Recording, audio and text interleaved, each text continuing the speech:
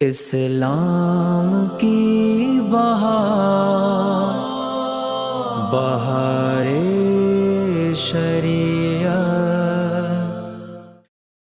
الحمد للہ رب العالمین والصلاة والسلام علی سید الانبیاء والمرسلین۔ ناظرین کرام، السلام علیکم ورحمۃ اللہ وبرکاتہ۔ میں ہوں آپ کا میزبان حافظ محمد طاہر قاضی، اور آپ دیکھ رہے ہیں IDS بہار شریعت، اور ہمارے ساتھ تشریف فرما ہے بہت ہی پیاری شخصیت حضرت علامہ مولانا طاہر مدنی صاحب۔ قبلہ آپ کو بھی السلام علیکم ورحمۃ اللہ وبرکاتہ۔ وعلیکم السلام ورحمۃ اللہ وبرکاتہ۔ آج بھی کئی سوالات ہمارے پاس حضرت جمع ہو چکے ہیں، تو اگر آپ کی اجازت ہو تو شروع کیا جائے۔ جی بالکل۔ علامہ صاحب، یہ ارشاد فرمائیے گا کہ رفع یدین کی حدیثوں پر حنفی عمل کیوں نہیں کرتے؟ کچھ لوگ یہ اعتراض کرتے ہیں، کچھ لوگ اس طرح کا سوال بھی قائم کرتے ہیں، تو آج ان کو بھی جواب ارشاد فرما دیجیے۔ اعوذ باللہ من الشیطان الرجیم، بسم اللہ الرحمن الرحیم۔ سب سے پہلے تو ہمیں دیکھنا پڑے گا کہ رفع یدین کی حوالے سے ہمیں کرنے والی حدیثیں بھی ملتی ہیں اور نہ کرنے والی حدیثیں بھی ملتی ہیں۔ تو جو ہم پر یہ اعتراض کر رہا ہے کہ حنفی رفع یدین کرنے والی حدیثوں پر عمل نہیں کرتے، ہم ان پر یہ اعتراض کریں گے کہ تم رفع یدین نہ کرنے والی حدیثوں پہ عمل کیوں نہیں کرتے ہو؟ اللہ اکبر۔ کیونکہ تم کر رہے ہو تو نہ کرنے والی حدیثوں کو چھوڑ رہے ہو، اور ہم نہ کرنے والی حدیثوں پر عمل کرنے ہیں تو ہم کرنے والی حدیثوں کو چھوڑ رہے ہیں۔ تو تم بھی کچھ حدیثیں چھوڑ رہے ہو اور ہم بھی کچھ حدیثیں چھوڑ رہے ہیں، تو یہ تو کوئی اعتراض بنتا ہی نہیں ہے۔ اچھا، یہ رفع یدین کا جو معاملہ ہے، اس میں صحابہ کے دور سے ہی ہمیں اختلاف نظر آتا ہے۔ احادیث ہمیں دونوں طرح کی ملتی ہیں، کرنے والی بھی ملتی ہیں اور نہ کرنے والی بھی ملتی ہیں، اور صحابہ کا عمل بھی ہمیں دونوں طرح کا ملتا ہے۔ بعض صحابہ کرتے تھے، بعض صحابہ نہیں کرتے تھے۔ تو یہ جو اختلاف ہے یہ کوئی نیا نہیں ہے، یہ صحابہ کے دور سے چلتا چلا آ رہا ہے اور آج تک یہ قائم ہے اور قیامت تک قائم و دائم رہے گا۔ دوسری بات یہ ہے کہ صحابہ میں بھی اختلاف، پھر ائمہ مجتہدین میں بھی آپس میں باہم اختلاف ہے رفع یدین کے حوالے سے۔ امام اعظم ابو حنیفہ رفع یدین کے قائل نہیں ہیں، اور امام شافعی رحمۃ اللہ تعالیٰ علیہ رفع یدین سے نماز پڑھتے ہیں، اور رفع یدین کا ان کا موقف ہے۔ امام اعظم ابو حنیفہ کا موقف یہ ہے کہ رفع یدین حضور علیہ الصلاۃ والسلام نے اپنی زندگی کے شروع کے حصوں میں کیا تھا، لیکن ظاہری زندگی کے آخری ایام میں حضور علیہ الصلاۃ والسلام نے رفع یدین ترک فرما دیا تھا۔ تو کرنے والی اگر 1000 حدیثیں بھی ہوں اور ان 1000 حدیثوں کے بعد نہ کرنے والی صرف ایک حدیث ہو، تو وہ ایک حدیث پچھلی ساری حدیثوں کو منسوخ کر دے گی۔ تو یہ نہیں کہا جائے گا کہ کرنے والی تو 2000 حدیثیں اور نہ کرنے والی 3 ہیں، تو حنفی 3 پر عمل کرتے ہیں اور 2000 کو چھوڑ دیتے ہیں۔ یہ وہی بات کرے گا جس کو اسلام کی الف بے بھی نہیں پتا۔ اگر بعد والا عمل ثابت ہے تو پہلے والے ہزاروں حدیثیں ہوں، وہ ایک حدیث ان سارے حدیثوں کی ناسخ بن جائے گی اور وہ منسوخ ہو جائے گا۔ اچھا، اب امام اعظم ابو حنیفہ اس کے منسوخ ہونے کے قائل ہیں، تو وہ اپنی طرف سے قائل نہیں ہیں، نہ معاذ اللہ امام اعظم ابو حنیفہ کو رفع یدین سے کوئی ذاتی دشمنی تھی، ٹھیک ہے نا۔ یہ نہیں ہو سکتا کہ امام اعظم ابو حنیفہ کے سامنے اتنے سارے رفع یدین کے دلائل ہوں اور وہ جان بوجھ کے رفع یدین کو چھوڑ دیں صرف اپنی ضد کی وجہ سے۔ یہ تو ہم نہیں رکھ سکتے۔ امام اعظم ابو حنیفہ کے نزدیک یہ منسوخ ہے، اور اس کی دلیل کیا ہے؟ ترمذی شریف میں واضح طور پر یہ حدیث پاک موجود ہے۔ حضرت عبداللہ بن مسعود رضی اللہ تعالیٰ عنہ کا عمل ہے، اور آپ ہی کی یہ روایت ہے۔ حضرت عبداللہ بن مسعود رضی اللہ تعالیٰ عنہ جلیل القدر صحابی اور مجتہد صحابہ میں آپ کا شمار ہوتا ہے۔ سب سے زیادہ جو قربت خاص جن صحابہ کو حاصل ہوئی، ان میں ایک نام ہمیں حضرت عبداللہ بن مسعود کا بھی نظر آتا ہے۔ حضرت عبداللہ بن مسعود اپنے صحابہ سے، اپنے ساتھیوں سے ارشاد فرماتے ہیں کہ میں تمہیں حضور علیہ الصلاۃ والسلام کی سی نماز پڑھ کے دکھاتا ہوں۔ ترمذی کے الفاظ ہیں، حضرت عبداللہ بن مسعود نے پھر نماز پڑھ کے دکھائی، اور اس میں رفع یدین صرف تکبیر تحریمہ کے وقت کیا، باقی پوری نماز میں رفع یدین حضرت عبداللہ بن مسعود نے نہیں کیا ہے۔ امام ترمذی اسی حدیث کی نیچے ارشاد فرماتے ہیں کہ یہ جو حضرت عبداللہ بن مسعود رضی اللہ تعالیٰ عنہ کا قول ہے اور آپ کا عمل ہے، اسی موقف کے قائل ہیں کثیر صحابہ اہل علم میں سے، یعنی جو مجتہد صحابہ ہیں، فقیہ صحابہ ہیں، ان میں سے ایک بہت بڑی تعداد ہے جو رفع یدین نہ کرنے کے قائل ہیں، اور آپ ارشاد فرماتے ہیں تابعین میں سے بھی ایک بہت بڑی تعداد ہے جو رفع یدین نہ کرنے کے قائل ہیں، اور حضرت سفیان ثوری رحمۃ اللہ تعالی علیہ بھی اسی کے قائل ہیں، اور کوفہ والوں کا بھی یہی موقف ہے کہ رفع یدین صرف تکبیر تحریمہ کے وقت ہوگا، باقی پوری نماز میں نہیں ہوگا۔ حضرت عبداللہ بن مسعود رضی اللہ تعالیٰ عنہ سے یہ روایت ہے، آپ ارشاد فرماتے ہیں میں نے حضور علیہ الصلوۃ والسلام کے پیچھے بھی نماز پڑھی، اور میں نے حضرت ابوبکر صدیق رضی اللہ تعالیٰ عنہ کے پیچھے بھی نماز پڑھی، دونوں کے پیچھے انہوں نے رفع یدین صرف تکبیر تحریمہ کے وقت کیا اور باقی پوری نماز میں رفع یدین نہیں کیا ہے۔ واہ واہ۔ تو یہ سارے دلائل اس بات کی طرف اشارہ کرتے ہیں کہ امام اعظم ابو حنیفہ کا جو موقف ہے وہ بھی مضبوط موقف ہے، اور امام اعظم ابو حنیفہ پر ہم اس لیے بھی اعتماد کرتے ہیں کہ 80 ہجری کی پیدائش ہے، اور آپ نے بہت سارے صحابہ کو اپنی آنکھوں سے دیکھا ہے نماز پڑھتے ہوئے۔ تو جب امام اعظم ابو حنیفہ نے اپنی آنکھوں سے صحابہ کو نماز پڑھتے دیکھا جنہوں نے رفع یدین نہیں کیا، حضرت عبداللہ بن مسعود اپنا عمل بتا رہے ہیں، حضرت عبداللہ بن مسعود حضرت ابوبکر صدیق کا عمل بتا رہے ہیں، امام ترمذی فرما رہے ہیں بڑے بڑے صحابہ کا یہی موقف تھا کہ وہ رفع یدین نہیں کرتے تھے۔ رفع یدین چھوڑنے والا تو گناہ گار نہیں ہوگا، لیکن تان و تشنی کرنے والا اپنے نامہ اعمال میں گناہ کبیرہ ضرور لکھوا رہا اللہ ہے۔ اکبر، اللہ اکبر، اللہ اکبر۔ ناظرین کرام، اہم ترین مسئلہ، اور علامہ صاحب نے بڑا مدلل جواب ارشاد فرمایا ہے۔ اب بھی جس کو نہ سمجھ آئے، اللہ تعالیٰ سے دعا اللہ تعالیٰ اس کو سمجھنے کی توفیق عطا فرمائے۔ قبلہ علامہ صاحب، اگلا سوال یہ ہے کہ کیا شریعت میں 2 نمازوں کو جمع کرنے کی اجازت ہے؟ ظہر، عصر، مغرب، عشاء، اگر ہے تو کس طرح ہے؟ اس حوالے سے ہمیں کچھ احادیث ملتی ہیں جن میں یہ ذکر ہے کہ نبی کریم علیہ الصلاۃ والسلام نے سفر میں، بغیر سفر میں، عذر کی وجہ سے بغیر عذر نمازوں کو جمع فرمایا ہے۔ بعض لوگوں نے جن کو بہت زیادہ علم ان تک نہیں پہنچا، انہوں نے اس سے یہ نتیجہ نکالا کہ 2 نمازوں کو اس طرح جمع کرنا ہر صورت میں جائز ہے کہ ظہر کو معاذ اللہ قضا کر کے عصر کے وقت میں پڑھ لو، اور عصر کو معاذ اللہ قضا کر کے ظہر کے وقت میں پڑھ لو، مغرب کو عشاء میں پڑھ لو، عشاء کو مغرب میں پڑھ لو۔ انہوں نے حدیث سے یہ مفہوم اخذ کیا جو کہ ان کا ایک غلط بالکل مفہوم ہے، غلط تشریح ہے۔ اس کی وجہ کیا ہے کہ یہ جو مفہوم اگر ہم لیتے ہیں کہ نبی کریم علیہ السلام نے 2 نمازوں کو جمع فرمایا، ہمارا موقف یہ ہے کہ حضور علیہ السلام نے جو نمازوں کو جمع فرمایا یہ جمع سوری ہے۔ جمع سوری کا مطلب یہ ہے کہ ظہر کو آخر وقت میں پڑھنا اور عصر کو اول وقت میں پڑھ لینا۔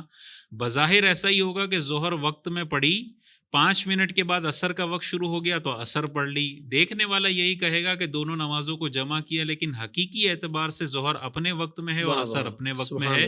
اس حدیث کی ہم تشریح یہ کرتے ہیں جمع سوری والی۔ اچھا، اب یہ کیوں جمع سوری والی ہم یہ تشریح کرتے ہیں؟ اگر ہم وہ مفہوم لے لیں کہ ظہر کو عصر میں ڈال دو، عصر ظہر میں، مغرب عشاء میں، عشاء مغرب میں ڈال دو، تو یہ والا مفہوم قرآن کے بھی خلاف ہے اور دیگر صحیح حدیثوں کے بھی خلاف ہے۔ قرآن کے کیوں خلاف ہے؟ اللہ تبارک و تعالیٰ نے قرآن مجید میں ارشاد فرمایا ان الصلاۃ کانت علی المؤمنین کتابا موقوتا، کہ نماز مومنین پر وقت باندھا ہوا فرض ہے۔ اور یہ وقت کون سا باندھا ہوا ہے؟ بخاری میں حدیث ہے حضرت جبرائیل علیہ السلام اول وقت میں آئے اور آخر وقت میں آئے، اور 5 نمازوں کا وقت حضور علیہ الصلوۃ والسلام کو نماز اس طرح پڑھائی۔ تو یہ وقت باندھا ہوا فرض ہے، اپنی مرضی سے اس میں چھیڑ چھاڑ کر کے وقتوں کو چینج نہیں کیا جا سکتا، اگر کریں گے تو قرآن کے مخالف ہے۔ اسی طرح ہم اگر اس حدیث کے علاوہ دیگر حدیثوں کو دیکھتے ہیں تو حضور علیہ الصلوۃ والسلام نے ارشاد فرمایا نماز کی کوتاہی یہ ہے کہ اسے اس کا وقت گزار کر پڑھا جائے۔ جو یہ کہہ رہا ہے کہ تم شاپنگ مال میں جا رہے ہو، تمہیں یہ مسئلہ ہے تو تم نمازوں کو قضا کر کے اگلے وقت میں پڑھ لو، تو اسے یہ حدیث نظر نہیں آتی کہ حضور نے ارشاد فرمایا نماز کی کوتاہی یہ ہے اس کا وقت گزار کے پڑھیں۔ اسی طرح حضور علیہ السلام نے ارشاد فرمایا اللہ کے نزدیک پسندیدہ ترین عمل یہ ہے کہ نماز کو اس کے وقت میں پڑھا جائے۔ اللہ کے نزدیک پسندیدہ عمل ہے، اور یہاں یہ کہہ رہا ہے کہ چھوٹی چھوٹی مجبوریاں ہوں یا مجبوری نہ بھی ہو، اگر کرکٹ میچ آ رہا ہے نا تب بھی آپ ظہر کو قضا کر دیں اور عصر کے وقت میں پڑھ لیں۔ اگر اتنی فلیکسیبلٹی ہوتی تو اتنی حدیثیں اس حوالے سے آتی۔ پھر دیکھیں حضور علیہ الصلوۃ والسلام کی غزوہ احزاب کے موقع پر جنگ میں مصروفیت کی وجہ سے نماز عصر قضا ہو گئی. حضور علیہ الصلوۃ والسلام جلال میں تشریف لائے اور حضور علیہ السلام نے ان کفار کے لیے دعائے ضرر فرمائی. اگر نمازوں کے وقتوں میں اتنی زیادہ فلیکسیبلٹی ہوتی تو حضور اتنا جلال میں تشریف نہ لاتے اور پھر حضور علیہ السلام نے اس نماز کو قضا فرمایا صحابہ کے ساتھ. اسی طرح دیکھیں اگلی والی حدیث نے تو یہ مسئلہ ہی ختم کر دیا. جو لوگ یہ کہتے ہیں کہ مجبوری کے بغیر بھی آپ نمازوں کو جمع اس طرح کر سکتے ہیں کہ ظہر عصر میں، عصر ظہر میں، مغرب عشاء میں اور عشاء مغرب میں، یہ والی حدیث مسلم شریف کی ہے. حضرت عبداللہ بن مسعود ارشاد فرماتے ہیں کہ حضور علیہ السلام کو میں نے ساری زندگی ہر نماز کو اس کے وقت میں پڑھتا ہوا دیکھا ہے سوائے میدان عرفات میں اور مزدلفہ کے اندر. کیا بات ہے. حضور علیہ الصلوۃ والسلام عرفات میں ظہر عصر کو جمع فرماتے تھے اور مزدلفہ میں مغرب عشاء کو جمع فرماتے تھے. اس مسلم شریف کی حدیث نے دنیا بھر کے ڈاؤٹس ہمارے دور کر دیے کہ عبداللہ بن مسعود ارشاد فرماتے ہیں حضور نے ساری زندگی نمازوں کو اس کے وقت میں پڑھا ہے. ظہر عصر کو اگر کبھی جمع کیا ہے ساری زندگی میں تو صرف میدان عرفات میں، اور مغرب عشاء کو جمع فرمایا ہے تو ساری زندگی میں صرف مزدلفہ کے اندر.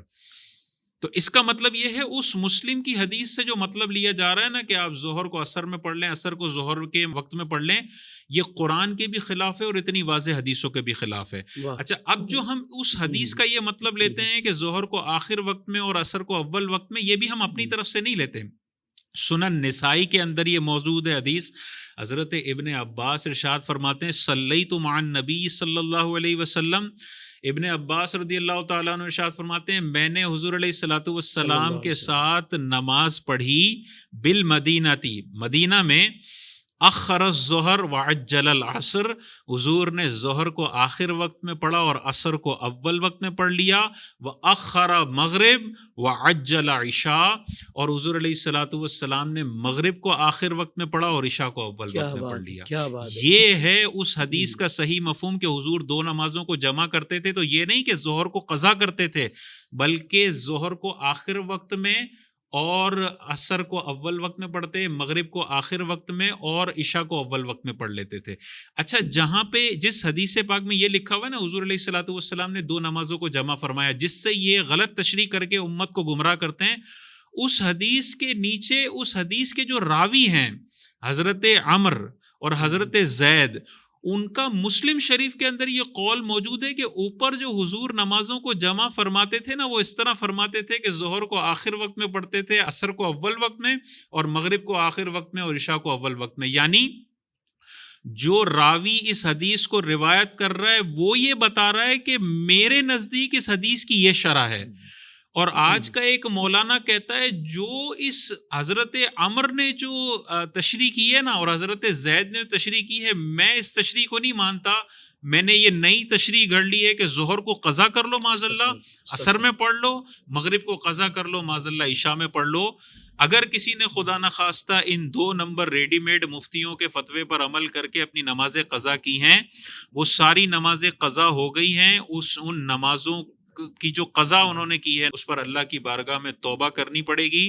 اور اگر انہوں نے اس طرح کیا کہ عصر کو ظہر میں پڑھ لیا تو عصر کا وقت ہی ابھی نہیں آیا، تو ان کی عصر بھی قضا ہوئی اور اب یہ قضا ان کو دوبارہ پڑھنی پڑے گی کیونکہ انہوں نے عصر کے وقت سے پہلے ہی عصر کی نماز پڑھ لی ہے. تو غور کرنا چاہیے. ایک حدیث کے ظاہری لفظوں سے جب مطلب لیا جاتا ہے اور باقی ڈھیروں ڈھیر حدیثوں کو اگنور کر دیا جائے، قرآن کو اگنور کر دیا جائے، تو اس طرح انسان گمراہی کے گڑھے میں پھنس جاتا ہے. اور اس کے بعد دلائل دے رہا ہوتا ہے کہ دیکھو حدیث یہ کہہ رہی ہے، مولوی یہ کہہ رہا ہے. بھائی مولوی جو کہہ رہا ہے نا وہ اس حدیث کے ساتھ ساتھ اور سینکڑوں حدیث کا نچوڑ تیرے سامنے بیان کر رہا ہے. سبحان اللہ. اور تجھے جو بہکانے کی کوشش کر رہا ہے نا وہ صرف اس ایک حدیث کے ظاہری الفاظ سے تجھے گمراہ کرنے کی کوشش کر رہا ہے. عافیت اسی میں ہے کہ 1400 سال کے دین کے جو ماہرین ہیں ان سے دین لے لیں. کوئی پلمبر ہے، کوئی کارپینٹر ہے، کوئی ریپیرر ہے، اس سے اگر دین لیں گے دنیا میں بھی ذلت ہے اور آخرت میں بھی انسان ذلیل ہوگا. اللہ اکبر، اللہ اکبر. ناظرین کرام، بہت کمال انداز میں علامہ صاحب نے مسئلہ سمجھا دیا ہے. آج یہاں یہ بات بھی بہت واضح ہو چکی ہے کہ ایک حدیث پاک اگر آپ کو کوئی سنا کر کسی بات پر قائل کر رہا ہے تو وہ یہ نہیں بتا رہا کہ اس حدیث پاک کے علاوہ اور کتنی احادیث مبارکہ اس مسئلے سے متعلق ہیں اور اس میں کیا احکامات ہیں، تو اس کا کیا مفہوم ہے، ان کا کیا مفہوم ہے. ایک حدیث کا جو مفہوم ہے باقی دیگر احادیث کا اس سے بالکل ہی مختلف ہو، بالکل ہی مخالف ہو، تو بندہ کہے گا کہ پھر اس کا یہ مفہوم کیسے ہو سکتا ہے، اس کا مطلب کہیں نہ کہیں وہ ڈنڈی مار رہا ہے. تو اس لیے ضروری ہے کہ علم دین بھی وہاں سے حاصل کیا جائے کہ جو با اعتماد لوگ ہوں. جب ہم زندگی کے دیگر شعبہ جات میں، دیگر خریداری میں ہم برانڈ دیکھتے ہیں، یا ہم کم سے کم اعتماد والی جگہ، اعتماد والا معاملہ دیکھتے ہیں، تو دین کے معاملے میں ہم کیوں یہ اہتمام نہیں کرتے کہ کسی نے بھی کوئی بھی بات اٹھا کر سامنے رکھ دی تو ہم نے بولا ہاں یار یہ تو دکھا رہا ہے. بھائی جو دکھا رہا ہے اس میں بھی آپ کے ساتھ یہ دھوکے بازی سے کام لے رہا ہے، اس کے نہ جانے کیا مقاصد ہے. بہرحال ہم نے علم دین اچھے لوگوں سے سیکھنا ہے. یہ آخری لائن ہے. ابھی علامہ صاحب نے سوال کا جواب ارشاد فرمایا. اکثر لوگ الحمدللہ وقت میں ہی پڑھتے ہوں گے، کچھ لوگ جو ٹائم کے حوالے سے پریشان رہتے ہوں گے کہ یار کون سی نماز کا وقت کب تک ہے. تو دعوت اسلامی کی ایک اپلیکیشن پریئر ٹائمز کے نام سے، یہ دعوت اسلامی کی اپلیکیشن ہے. پوری دنیا میں آپ جہاں بھی رہتے ہوں اس کی لوکیشن سیٹ کر کے نمازوں کے جو اوقات ہیں، شروع ہونے کا وقت اور اس کے اختتام کا وقت، الحمدللہ وہ آپ کے سامنے آ جائے گا. تو آپ کی نمازیں ضائع ہونے سے بچ جائیں گی. اور اچھا تو یہی ہے کہ اگر آپ کسی مسجد کے قریب رہتے ہیں تو نماز کو باجماعت ادا کیا جائے. قبلہ علامہ صاحب، یہ بھی زکوٰۃ سے متعلق بڑا ایک اہم سوال جو میں آپ سے پوچھنا چاہ رہا تھا. لوگ بعض اوقات اپنے طور پر ہی کچھ مسئلے حل کر لیتے ہیں، شریعت میں اس کی اجازت نہیں ہوتی. مجھے لگ رہا ہے کچھ اسی طریقے کا معاملہ ہے کہ کسی کو قرض دیا ہے اور وہ ادا نہیں کر سکتا، تو کیا اس کو قرض معاف کر کے وہ پیسہ زکوٰۃ والی رقم والا وہ اس میں ایڈجسٹ کر سکتا ہے کہ بھائی میری زکوٰۃ ادا ہو گئی؟ ایسا کچھ ہو سکتا ہے؟ اچھا، اس میں زکوٰۃ کی ادائیگی کے لیے شرعی فقیر کو مالک بنانا ضروری ہوتا ہے زکوٰۃ دیتے وقت. ٹھیک ہے. تو اگر آپ قرض معاف کر دیتے ہیں تو اس کا مطلب وہ جو زکوٰۃ کا پیسہ شرعی فقیر کو مالک کرنا تھا وہ مالک کرنا نہیں پایا گیا. آپ نے تو صرف معاف کیا ہے قرضہ، آپ نے زکوٰۃ دیتے وقت کسی شرعی فقیر کو مالک نہیں بنایا. تو صرف آپ یہ کہتے ہیں نا کہ تیرا 2 لاکھ کا قرضہ ہے میں تجھے معاف کرتا ہوں اور اپنے زکوٰۃ کے لیجر میں انٹری کر دیتے ہیں، یہ زکوٰۃ ادا نہیں ہوگی. لیکن بہت سارے لوگ ہوتے ہیں بیچارے، قرضہ دیا ہوا ہوتا ہے، اب سامنے وہ تنگ دست ہے، وہ شرعی فقیر ہے، اب وہ ایڈجسٹ نہ کروائیں تو ان کا نقصان ہے. تو اس میں پھر علماء کرام نے یہ طریقہ بتایا ہے جس کے ذریعے آپ اپنے قرضوں کو زکوٰۃ سے ایڈجسٹ کروا سکتے ہیں. وہ طریقہ کیا ہے؟ کسی پر 2 لاکھ روپے کا قرضہ ہے، وہ اب شرعی فقیر ہے، وہ آپ کا پیسہ نہیں لوٹا سکتا، تو آپ 2 لاکھ اپنی طرف سے اسے زکوٰۃ کی نیت سے دے دیں. اس کو بولنا ضروری نہیں ہے، دل میں نیت ہونی چاہیے زکوٰۃ کی. اور وہ شرعی فقیر ہے، ہاشمی سید نہیں ہے، تو آپ نے اس کو 2 لاکھ روپے دے دیے زکوٰۃ کی نیت سے، یہ زکوٰۃ آپ کی ادا ہو گئی. جیسے اس کے پاس آئیں آپ اس سے واپس لے لیں اور کہیں 2 لاکھ تیرا مجھ پر قرض تھا، یہ قرض کی واپسی کے لیے میں اپنے پیسے واپس لے لیتا ہوں. تو دیکھیں آپ نے جب 2 لاکھ دیے تو وہ شرعی فقیر مالک بن گیا، آپ کی زکوٰۃ ادا ہو گئی، اور وہی 2 لاکھ یہ واپسی کر دے گا تو آپ کا قرض بھی ادا ہو گیا. اب یہ 2 لاکھ روپے آپ زکوٰۃ میں ایڈجسٹ کر سکتے ہیں. براہ راست اگر معاف کر دیے تو پھر وہ زکوٰۃ میں ایڈجسٹ نہیں ہوں گے. علامہ صاحب بہت خوبصورت انداز. دیکھیں یہ ہے فائدہ علم دین سیکھنے کا کہ مسئلہ پتہ لگ جائے تو معاملہ آسان ہو جاتا ہے، ورنہ لوگ ظاہر بات ہے کہ یہ اہتمام نہیں کر پاتے. علامہ صاحب یہ بڑا ہی زکوٰۃ سے متعلق بنیادی سوال ہے. میں چاہتا ہوں کہ یہ اگر آپ اس کا جواب ارشاد فرما دیں تو بہت سارے لوگ جو زکوٰۃ کی ادائیگی کے حوالے سے تیاری کرتے ہیں اور حساب کتاب کرتے ہیں ان کے لیے بڑی آسانی ہو جائے گی. یہ ارشاد فرما دیجئے کہ زکوٰۃ کن مالوں پر لازم ہے؟ کیا گھر، گاڑی، پلاٹ، دکان پر بھی زکوٰۃ ہے؟ یہ ارشاد فرما. دیکھیں زکوٰۃ بنیادی طور پر 5 طرح کے مالوں پر لازم ہے. ان 5 کی لسٹ سے جو بھی باہر ہوگا اس پر زکوٰۃ نہیں ہے. وہ 5 طرح کے مال کون سے ہیں؟ سونا، اس پر زکوٰۃ ہے، چاہے کسی بھی شیپ میں ہو، بسکٹ کی شکل میں ہے یا زیورات کی شکل میں ہے یا بچی کے جہیز کے لیے رکھا ہے، ہر صورت میں سال گزرنے پر اس پر 2.5% زکوٰۃ بنے گی. چاندی پر زکوٰۃ ہے، یہ دوسرا مال ہے، کسی بھی شکل میں چاندی ہو زکوٰۃ بنتی ہے. تیسرا مال ہے روپیہ، پیسہ، کرنسی، پرائز بونڈ، شیئرز. یہ جتنا بھی کرنسی والی چیزیں ہیں یا شیئرز اور پرائز بونڈ والی چیزیں ہیں، یہ تیسری کیٹیگری آتی ہے، اس پر بھی سال بسال زکوٰۃ بنتی ہے. چوتھا ہے مال تجارت. سونا، چاندی، روپیہ، پیسہ کے علاوہ کوئی بھی چیز آپ خالصتاً بیچنے کی نیت سے خریدتے ہیں، خریدا اس لیے کہ بیچنا ہے، تو یہ جو آپ نے خریدا ہے یہ مال تجارت بنے گا اور اس کی کل مالیت پر آپ نے زکوٰۃ دینی ہوگی۔ اگر مثال کے طور پہ خالصتاً خریدنے کی نیت نہیں ہے، مکس نیت ہے، اچھے پیسے ملے تو یہ پلاٹ بیچ دوں گا ورنہ اس پہ گھر بنا دوں گا، تو اس پلاٹ کی قیمت پر زکوٰۃ نہیں ہے۔ لیکن پلاٹ اسی لیے لیا کہ خالصتاً بیچنا ہی ہے مجھے، تو اب پلاٹ کی قیمت پر زکوٰۃ ہوگی۔ صحیح۔ مثال کے طور پہ 2 سال تک آپ کی نیت تھی کہ خالصتاً بیچنے کے لیے خریدا ہے، تو 2 سال تو زکوٰۃ ہوگی۔ تیسرے سال آپ نے نیت کی کہ اب میں نے بیچنا نہیں، اب میں نے اس پر گھر بنانا ہے، تو اب وہ مال تجارت سے باہر ہو گیا، صحیح، اب اس پر زکوٰۃ نہیں ہے۔ اور 5واں مال ہے جانور، جانوروں پر زکوٰۃ ہوتی ہے۔ عموماً ہمارے پاس جانور ہوتے نہیں ہیں، اوپر کی 4 کیٹیگریز میں ہی ہمارا مال ہوتا ہے۔ تو کسی کے پاس سونا ہے زکوٰۃ بنے گی، چاندی ہے زکوٰۃ بنے گی، روپیہ پیسہ کرنسی ہے زکوٰۃ بنے گی، خالصتاً بیچنے کی نیت سے کوئی چیز خریدی ہے اس پر زکوٰۃ بنے گی۔ اس کے علاوہ اربوں روپے کا مال اس کے پاس ہو اس پر زکوٰۃ نہیں بنے گی۔ استعمال کا موبائل ہے، نہ سونا ہے، نہ چاندی ہے، نہ روپیہ پیسہ ہے اور نہ مال تجارت ہے۔ ایکسٹرا موبائل پڑا ہوا ہے، بیچنے کی نیت سے خالصتاً نہیں لیا، نہ سونا ہے، نہ چاندی ہے، نہ روپیہ پیسہ ہے اور نہ مال تجارت ہے۔ رہنے کا گھر ہے، اس پر بھی زکوٰۃ نہیں ہے کیونکہ نہ سونا ہے، نہ چاندی ہے، نہ روپیہ پیسہ ہے اور نہ مال تجارت ہے۔ ایکسٹرا گھر ہے، کرائے پر چڑھایا ہوا ہے، خالصتاً بیچنے کے لیے نہیں لیا، اچھے پیسے ملیں گے تو بیچ دوں گا ورنہ تب تک کرائے پہ چڑھا دیتا ہوں۔ یہ مکس نیت ہے، یہ مال تجارت نہیں بنے گا، اس کرائے کے گھر پر بھی زکوٰۃ نہیں ہے۔ لیکن جو کرایہ آ رہا ہے یہ کیش ہے، یہ تیسری کیٹیگری میں آ جائے گا۔ کرائے پر زکوٰۃ ہوگی اگر سال بہ سال وہ رہتا ہے، لیکن گھر پر زکوٰۃ نہیں ہوگی۔ ڈائمنڈز ہیں، سونے پر زکوٰۃ ہے، لیکن ڈائمنڈ اگر استعمال کے ہیں، خالصتاً بیچنے کے لیے نہیں لیے، تو ڈائمنڈ اربوں روپے کے بھی ہوں ان پر زکوٰۃ نہیں ہے۔ تو کوئی بھی اپنے مال کا فیصلہ کرنا چاہتا ہے، ان 4 کیٹیگریز میں اگر اس کا مال فال کرتا ہے تو زکوٰۃ ہوگی ورنہ نہیں ہوگی۔ گاڑی ہے استعمال کی، 10 گاڑیاں ہیں اس کے پاس اور کوئی بھی خالصتاً ٹریڈنگ پرپس کے لیے نہیں خریدی، ان پر زکوٰۃ نہیں ہے۔ لیکن کسی کی دودھ کی دکان ہے، اب دودھ اس نے رکھا ہے خالصتاً بیچنے کی نیت سے، تو جب سال اس کا مکمل ہو رہا ہے تو اس نے دیکھنا ہوگا دودھ کی دکان میں اگر 20,000 لیٹر پڑا ہوا ہے، 20,000 لیٹر ملٹیپلائی بائی اس کی فیئر ویلیو جو ہے ٹوٹل اماؤنٹ کا 2.5% دینا پڑے گا۔ کسی کے پاس فلیٹس بیچنے کی نیت سے پڑے ہوئے ہیں، کوئی بلڈر ہے، تو جتنے فلیٹس پڑے ہوئے ہیں سال کے آخر میں وہ مال تجارت ہیں اس پر دینا پڑے گا۔ تو ہر بندہ دیکھ لے مال تجارت کس کا بن رہا ہے کس کا نہیں بن رہا، آسانی سے فیصلہ کر سکتا ہے زکوٰۃ ہے یا اس مال پہ زکوٰۃ نہیں ہے۔ سبحان اللہ، سبحان اللہ۔ قبلہ علامہ صاحب بہت شکریہ، آپ نے زبردست گفتگو فرمائی ہے۔ ناظرین کرام، یہاں ہم آپ سے اجازت چاہیں گے کیونکہ پروگرام کا وقت مکمل ہو گیا، آگے بھی سلسلہ جاری و ساری رہے گا، تب تک کے لیے اجازت، السلام علیکم ورحمۃ اللہ وبرکاتہ۔